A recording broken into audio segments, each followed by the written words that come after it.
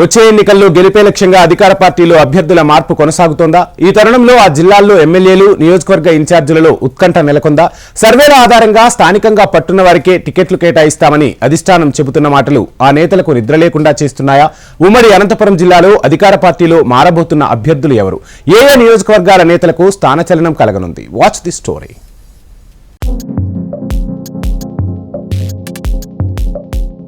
ఎన్నికలు సమీపిస్తున్న వేళ నియోజకవర్గ అభ్యర్థులను అధిష్టానం ఖరారు చేస్తున్న తరుణంలో ఉమ్మడి అనంతపురం జిల్లాలో వైసీపీ ఎమ్మెల్యేలు, నియోజకవర్గ ఇన్ఛార్జీలలో టెన్షన్ కొనసాగుతోందట. గ్రూప్ రాజకీయాలు, అసంతృప్త నేతలతో ఇప్పటికే తలలు పట్టుకుంటున్న నేతలు వచ్చే ఎన్నికల్లో తమ భవితవ్యం ఏమిటని మథన పడుతున్నారట.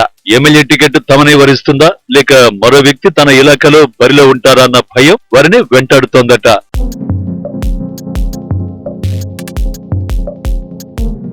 ఉమ్మడి అనంతపురం జిల్లాలో మొత్తం 14 నియోజకవర్గాలున్నాయి. గత ఎన్నికల్లో 12 నియోజకవర్గాలలో వైఎస్ఆర్సీపీ అభ్యర్థులు గెలుపొందగా 2 చోట్ల టీడీపీ విజయం సాధించింది.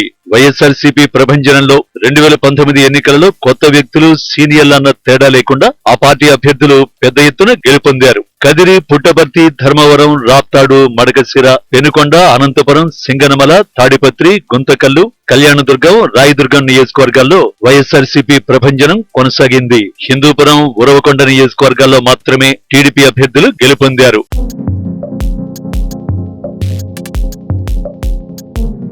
అయితే వచ్చే ఎన్నికల్లోనూ వైఎస్ఆర్సీపీ పెద్ద ఎత్తున ఎమ్మెల్యే స్థానాలు గెలుపొందాలని యోచిస్తోన్న తరుణంలో పలువురు ఎమ్మెల్యేల స్థానంలో కొత్త వారికి అవకాశం ఇవ్వాలని అధిష్టానం భావిస్తోందట.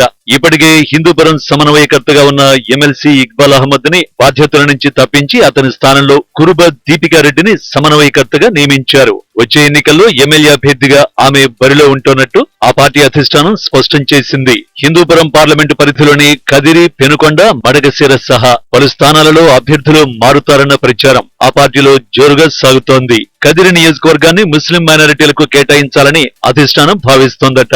సత్యసాయి జిల్లా అధ్యక్షుడు, మాజీ మంత్రి శంకరనారాయణ ప్రాతినిధ్యం వహిస్తున్న పెనుగొండలోనూ కొత్త వ్యక్తిగా అవకాశం కల్పిస్తారన్న చర్చ పార్టీలో జరుగుతోంది.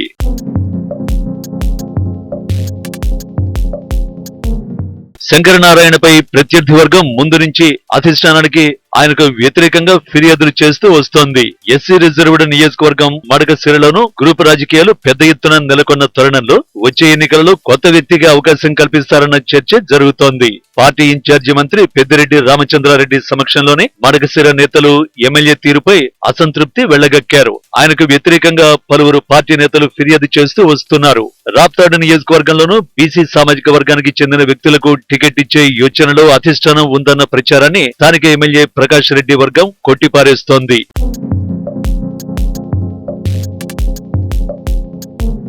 వచ్చే ఎన్నికలలో రాప్తాడు నుంచి తానే బరిలో ఉంటానని ఎమ్మెల్యే ప్రకాష్ రెడ్డి మీడియా సమావేశంలో స్వయంగా స్పష్టం చేశారు. ఇటీవల టికెట్ విషయంపై పార్టీ అధిష్టానంతో చర్చలు జరిపి వచ్చినట్టు తెలుస్తోంది. అనంతపురం పార్లమెంటు పరిధిలో మంత్రి ఉషశ్రీ ప్రాతినిధ్యం వహిస్తున్న కళ్యాణదుర్గం సహా రాయదుర్గం, గుంతకల్లు, సింగనమల, అనంతపురంలోనూ అభ్యర్థుల మార్పు ఉంటుందన్న ప్రచారం సాగుతోంది.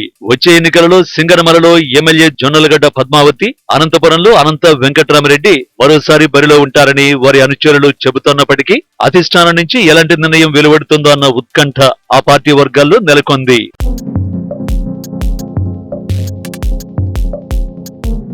అయితే మంత్రి ఉషశ్రీ చరణ్ ని హిందూపురం ఎంపీ అభ్యర్థిగా లేదంటే మరో నియోజకవర్గం నుంచి బరిలో దింపాలన్న యోచనలో అధిష్టానం ఉందట. వాల్మీకి సామాజిక వర్గానికి చెందిన ఎంపీ తలారి రంగయ్యను ఈసారి ఎమ్మెల్యేగా పోటీ చేయించే అవకాశం ఉందని తెలుస్తోంది. సీఎం జగన్, పార్టీ పెద్దలు తాజాగా తీసుకుంటున్న నిర్ణయాలతో ఎమ్మెల్యేలలో టికెట్ గుబులు మొదలైంది. ఇప్పటికే పలువురు నేతలకు టికెట్ విషయంపై క్లారిటీ ఇచ్చినట్టు ఆ పార్టీ నేతలు చెబుతున్నారు.